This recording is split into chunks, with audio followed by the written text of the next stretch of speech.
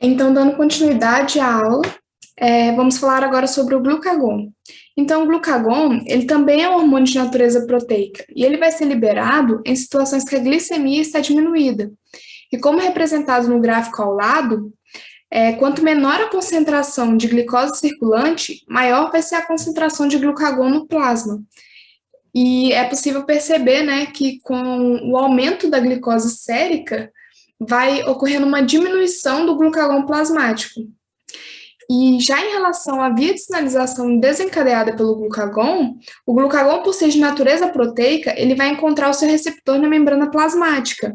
E o receptor do glucagon está acoplado à proteína G estimulatória, que vai ocorrer o quê? Uma estimulação da adenilato ciclase e geração do MP cíclico, e gerando uma ativação da proteína quinase A, que é a PKA.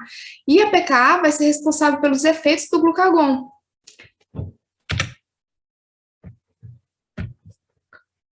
Em relação aos efeitos fisiológicos do glucagon, em situações que a concentração de glicose circulante está baixa, as células alfa-pancreáticas serão estimuladas a secretar o glucagon para a corrente circulatória. E um dos efeitos, né, do glucagon é estimular a degradação de glicogênio e estimular também a glicogenólise. E dessa forma, vai ocorrer uma liberação de glicose para a corrente circulatória. O glucagon também vai ser capaz de estimular a conversão de aminoácidos em glicose, estimulando a gliconeogênese. Então, portanto, o glucagon é conhecido como hormônio catabólico, porque ele vai estimular a degradação de glicogênio, mas também vai estimular a degradação de lipídios e degradação de triacilglicerol.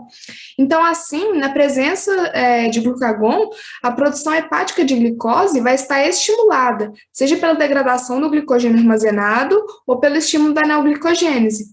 Já no tecido adiposo, a lipólise será estimulada, liberando ácidos graxos para a corrente circulatória. E esses ácidos graxos são captados pelo tecido hepático. E o tecido hepático vai ter capacidade de utilizar esses ácidos graxos para a síntese de corpos cetônicos, conhecidos como cetoácidos, né? E eles são tanto o alfa-acetato quanto o beta-hidroxibutirato. Já em relação ao fluxo de nutrientes nos tecidos sob a ação do glucagon, quando ocorre no estado de jejum, no estado de jejum, vai ocorrer uma baixa relação da insulina por glucagon, ou seja, menos insulina circulante e mais glucagon. Então, nessa condição, o tecido hepático irá degradar o glicogênio armazenado, permitindo a liberação da glicose para a corrente circulatória. Assim, como o tecido musculatório irá degradar o seu depósito de glicogênio, então vai ocorrer o quê? A síntese de novas moléculas de glicose. O glicerol, que é proveniente do tecido adiposo, assim como os aminoácidos provenientes do músculo, vão ser utilizados para a síntese de uma nova molécula de glicose. E essas reações podem ser chamadas de neoglicogênese ou gliconeogênese, aumentando assim a produção hepática de glicose. O estímulo da lipólise no tecido adiposo também promove a liberação de ácidos graxos para a corrente circulatória. E a partir do momento que a concentração de ácido graxo circulante aumenta, o tecido muscular começará, né, a utilizar esses ácidos graxos para a síntese de energia e vai poupar a glicose no tecido hepático. Como o oxalacetato vai ser desviado para a síntese de uma nova molécula de glicose na neoglicogênese, o acetil-CoA da oxidação de ácido graxo não poderá entrar no ciclo de Krebs. Então, dessa forma, as moléculas de acetil-CoA vão ser utilizadas para a síntese de novos corpos cetônicos. Então, os corpos cetônicos caem na corrente circulatória e também são outra fonte de energia, né, sendo utilizados preferencialmente pelo tecido muscular. Já em relação ao metabolismo dos corpos cetônicos, eles também vão gerar moléculas de acetil-CoA, que alimentam o ciclo de Krebs, né, e a cadeia respiratória. E em relação ao sistema nervoso central, embora resistente, né, ao uso de corpos cetônicos, ele também possui uma enzima, que é a enzima tiolase, que permite que os corpos cetônicos sejam convertidos em acetil-CoA. Assim, né, no sistema nervoso central, ele vai utilizar preferencialmente a glicose, mas em situações de extrema falta, são capazes de utilizar corpos cetônicos, né, como síntese de energia. E já quando ocorre, então, uma relação baixa de insulina por glucagon, vai ocorrer, né, a glicogenólise no tecido hepático e muscular. Mas no tecido hepático, possui a enzima glicose 6-fosfatase, né? Que vai permitir que a glicose seja liberada para a corrente circulatória. E o muscular não consegue liberar a molécula de glicose para a corrente circulatória.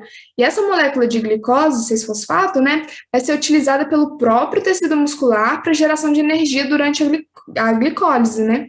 E no período de jejum, quando ocorre a gliconeogênese, ela vai ser ainda mais estimulada. E durante a neoglicogênese, os aminoácidos, como o lactato e glicerol, vão ser utilizados pelo tecido hepático para a síntese de uma nova molécula de glicose, de forma que mantenha, né, a homeostase glicêmica e vai garantir dessa forma o fornecimento de glicose para o sistema nervoso central. Então, em situações de jejum, né, o triacilglicerol armazenado no tecido adiposo vai ser hidrolisado, liberando o glicerol, né, em corrente circulatória, que é o precursor neoglicogênico e vai liberar para a corrente circulatória o ácido graxo. Os ácidos graxos são utilizados no tecido muscular como fonte de energia.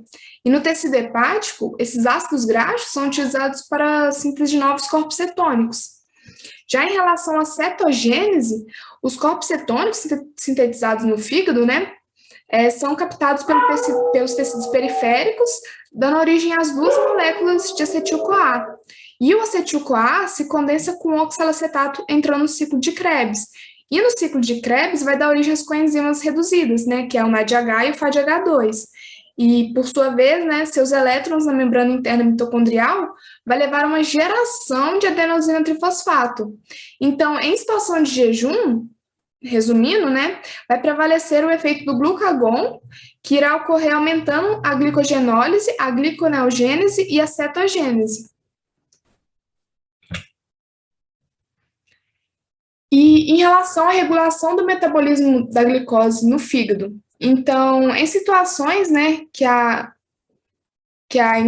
relação insulina-glucagon está baixa, as enzimas fosfenolpiruvato e fosfenolpiruvato carboxiquinase, que é a PEPCK, a frutose 1,6-fosfatase e a glicose 6-fosfatase vão ser estimulados no tecido hepático, o que vai permitir a neoglicogênese, a estimulação, né, da neoglicogênese. E essa imagem representa o que foi dito, todo o processo. Já em relação, né, aos efeitos da ausência da insulina sobre a concentração de glicose sérica, ácidos graxos livres e o ácido acetoacético. Então, nessa figura vai representar que ocorre um aumento, né, na produção hepática de glicose, devido ao estímulo da neoglicogênese e glicogenólise. E também ocorrerá a redução da captação periférica de glicose pelo tecido muscular e pelo tecido adiposo. Então, na ausência da insulina, também ocorre um aumento da lipólise pelo tecido adiposo, o que vai acarretar, né, num aumento de ácidos graxos livres. O ácido graxo livre é utilizado no tecido hepático para a síntese de corpos cetônicos, levando a um aumento da concentração de ácido acetoacético. E os corpos cetônicos possuem um pK próximo do pH sanguíneo, ou seja, quando cair na corrente circulatória, ele desprotona e libera H+.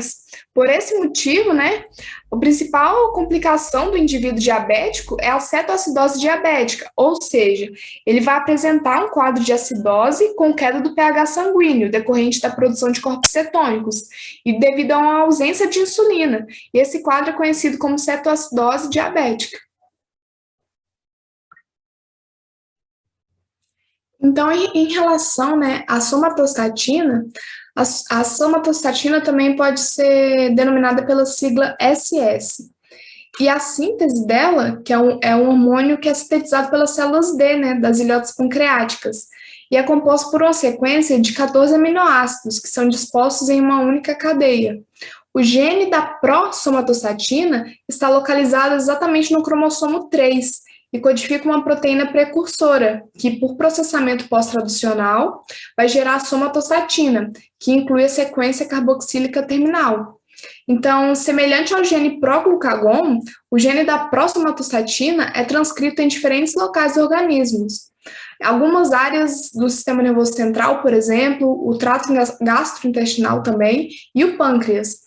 E com processamento pós-traducionais distintos, né? E duas somatostatinas biologicamente ativas podem ser geradas. A SS14, que tem 14 aminoácidos carboxy terminal, e a SS28, que é formado pela SS14 mais 14 aminoácidos da sequência aminoterminal da prosomatostatina. O pâncreas, né, vai secretar exclusivamente a SS14, que é bem mais potente como inibidora, né, do glucagon e da insulina. Então, em relação ao estímulo, né, relacionados à ingestão de alimentos, vai prolongar o tempo dos nutrientes a serem assimilados no sangue, e além disso, ao diminuir a secreção de insulina e glucagon, vai reduzir a utilização dos nutrientes pelos tecidos, ou seja, vai impedir o consumo imediato dos nutrientes, tornando-os disponíveis por um período de tempo maior.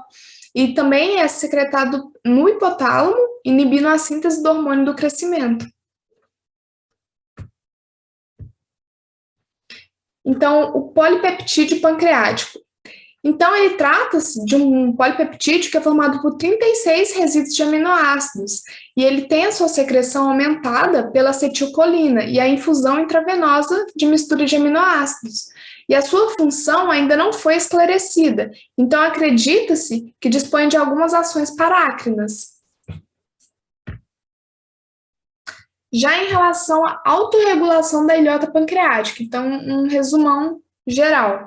Então a insulina, ela tem um efeito inibitório sobre as células alfas, e lembrando que as células alfa atuam, né, na secreção de glucagon, e nas células delta. E as células delta, né, vão atuar na secreção de somatostatina. Já o glucagon, ele tem um efeito estimulatório sobre as células delta, sobre as células beta, que elas atuam, né, na produção de insulina, e as células PP, que atuam na produção de polipeptídeo pancreático. E tem também a somatostatina, que ela tem um efeito inibitório tanto nas células alfa quanto nas células beta. E é isso, pessoal. Por hoje, sobre pâncreas endócrino, é só. E agora a gente vai responder as últimas dúvidas que surgiram ao longo da aula. Muito obrigada, e essas são as referências que foram utilizadas.